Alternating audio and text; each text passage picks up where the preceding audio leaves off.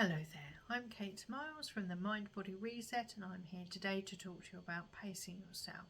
Now, pacing is key to creating an environment in which healthy recovery can occur. This is often challenging, as so many people either think that to progress you have to push yourself, or have been taught the why put off until tomorrow what you can do today adage.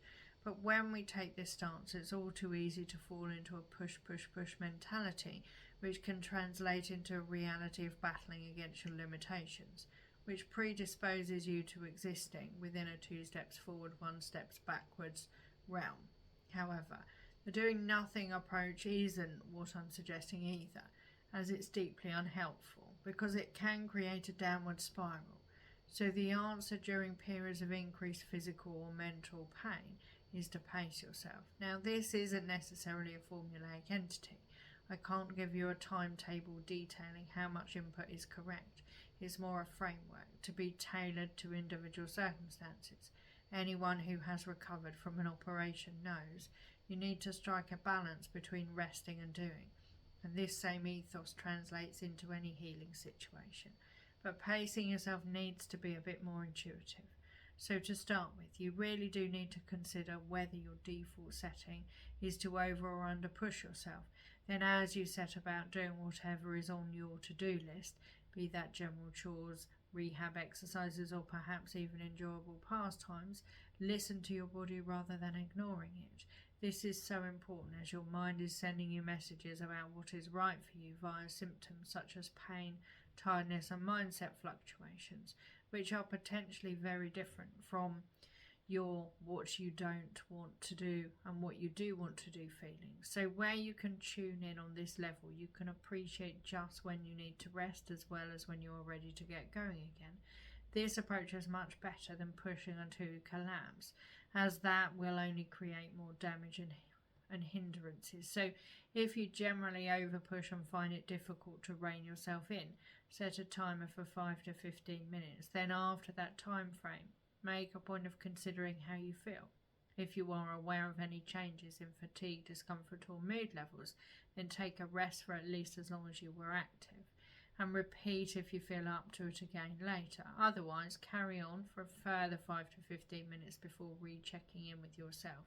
This way you're actively remembering to think about you rather than just task completion, which will help you to relearn to notice how you are. So in time, you discern how to become aware of the need to stop, even without an alarm, therefore gaining an understanding of your doing to resting ratio. However, as each day and moment is different, a rigid 30 minutes on and 30 minutes off rota won't necessarily serve you. So make sure you really do assess how you're feeling, not just what you're wanting to achieve, and don't get despondent about how long it may take you. Celebrate the small wins and focus on looking ahead to your next mini goal. But if you generally underpush, then making a pact with yourself to do a certain amount before sitting or having a lie down is a good option, even if some days it's just putting a load of washing on before you watch one TV program. Then afterwards get up again and do another micro activity before returning to rest. This way you gradually start to become occupied for longer between rest periods. But whichever end of the spectrum you need to start from, doing at the right intensity, pace and duration is paramount. I'd much rather it took 7 days to do something if you remain comfortable throughout, especially if the alternative is going hell for leather on day one and being laid up for the rest of the week.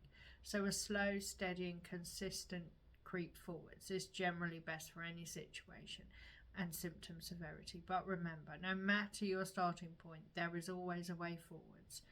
And whilst the odd setback is probably inevitable, try to work out why it occurred, then moderate your doing to resting ratio balance so that you definitely don't set yourself up for a poor recovery, and do seek professional assistance.